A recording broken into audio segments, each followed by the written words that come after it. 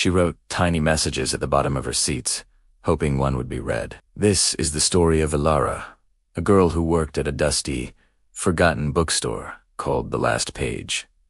It wasn't the kind of place you'd find on a busy street. You had to know it was there, tucked away in an alley fragrant with the smell of old paper and rain. Ilara was quiet, almost as quiet as the books she shelved. She felt invisible most days, a background character in the lives of the few customers who drifted in and out. So, she started a small act of rebellion, a quiet shout into the void. On the back of every receipt, in her neat, looping cursive, she'd write a single line. Sometimes it was a quote from a book she loved, like So We Beat On, Boats Against the Current.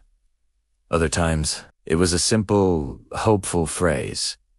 May you find what you're looking for. Or even just a question. What story will you live today? She'd fold the receipt carefully and hand it to the customer, her heart thumping just a little faster. Would they see it?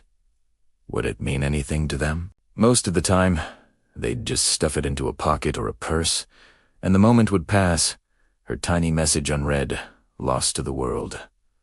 But Ilara kept writing. It was her secret, her connection to the anonymous faces that passed through her day. Each receipt was a tiny paper boat she sent out into the world, carrying a piece of her soul, just hoping one day one of them would find a safe harbor. One rainy Tuesday, a man stumbled into the shop, shaking water from a worn-out trench coat. He had tired eyes and a sadness that seemed to cling to him like the damp air. He browsed for a long time, his fingers trailing over the spines of forgotten classics. Finally, he brought a slim volume of poetry to the counter. Ilara rang him up, her hands moving with familiar grace. As she prepared the receipt, she hesitated. What could she possibly write for someone who looked so lost? She settled on a line she'll read that morning. Even the darkest night will end, and the sun will rise. She scribbled it quickly, her pen scratching against the thin paper. She handed it to him, expecting him to hurry out, but he didn't. He unfolded the receipt, his brow furrowed. His eyes scanned the numbers, then drifted to the bottom. He stood frozen for a moment, just reading her words, over and over. He looked up, and for the first time Ilara saw a flicker of something other than sadness in his eyes. Surprise. "Did you write this?" he asked, his voice raspy. Ilara's face flushed. She just nodded, unable to speak. He smiled, a small, weary smile that didn't quite reach his eyes, but it was a start. "Thank you," he said softly. I needed to hear that today." He folded the receipt with deliberate care, as if it were a precious artifact, and tucked it into his breast pocket, right over his heart. Then he turned and walked out, leaving the little bell above the door to chime in his wake. Ilara stood behind the counter, her heart soaring. One of her boats had found its harbor. Her tiny message, her quiet little shout, had been heard. And in that moment, she no longer felt invisible. She was the girl who wrote notes on receipts, and her story was just beginning. After that day, something shifted in Ilara. The act of writing was no longer just a hopeful whisper. It was a conversation she was having with the city, one receipt at a time. She became more daring with her messages. For a stressed-out student buying textbooks, she wrote, "This is temporary. Your wisdom is forever."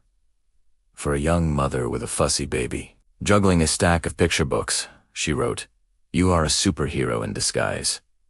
She never knew if they read them, but the possibility was enough. The man in the trench coat, whose name she learned was Arthur, started coming in every Tuesday. He never mentioned the first note again. But the ritual was clear. He would buy a single book, and Ilara would give him a receipt with a new message. It became his weekly dose of hope. The world is full of magic things, patiently waiting for our senses to grow sharper. Be patient toward all that is unsolved in your heart. Their exchanges were brief, just a quiet transaction, but the space between them filled with an unspoken understanding. The bookstore itself seemed to wake up. Maybe it was Ilara's newfound confidence, or maybe her small acts of kindness were creating ripples she couldn't see. More people started to find their way down the little alley. They weren't just looking for books. They were looking for a connection. One day, a young woman with vibrant pink hair came to the counter, holding a handful of receipts. "Are you the one writing these?" she asked, spreading them out like a fan. Ilara's eyes widened. There were at least a dozen of them, worn and creased. Yes, Alora admitted, her voice barely a whisper. The woman beamed. "I'm a journalist," she said. "I've been collecting these. My friends have too. We call you the Receipt Poet." Your words. They've created this little underground club of hope. I want to write a story about you.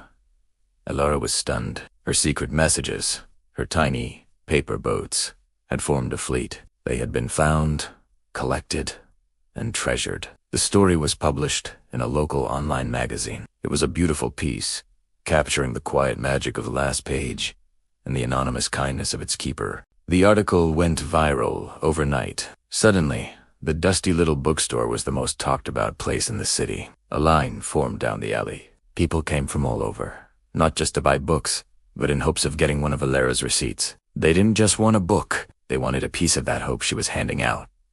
At first, it was overwhelming. The quiet solitude of her shop was gone, replaced by a constant hum of chatter and the endless ringing of the bell. Alara felt a flicker of fear. Had she lost the very thing that made her messages special by having it broadcast to the world? She was now visible, more visible than she had ever dreamed, and it was terrifying. But then, she looked at the faces in the line. She saw a lonely old woman, a nervous young man on his way to a job interview, a teenager with headphones who looked like they were having a rough day.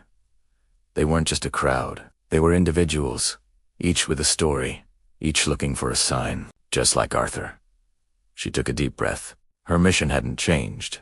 It had just grown. That day, she wrote on hundreds of receipts. Each one was different, each one a personal offering. You have a story worth telling. Be the reason someone believes in good people. It's okay to not be okay. She worked until her hands ached, but her heart was full. She was no longer just a quiet girl in a bookstore. She was the receipt poet, and her words were building bridges, connecting strangers, and reminding an entire city that even in the most ordinary of places, on the back of a simple receipt you can find a little bit of magic.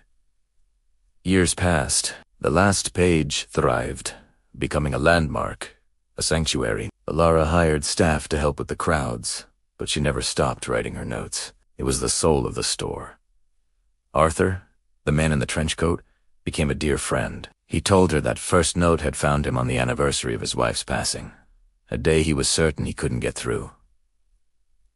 Her words, he said, were a lifeline. The pink-haired journalist won an award for her story. People would come into the shop and show Alara their treasured receipts, now framed or kept in wallets like lucky charms. One day, a publisher came in. They didn't want to buy a book. They wanted to publish hers, a collection of her receipt messages. The book was titled Notes from the Last Page. It became a bestseller. Her tiny, anonymous whispers were now being read by millions around the world.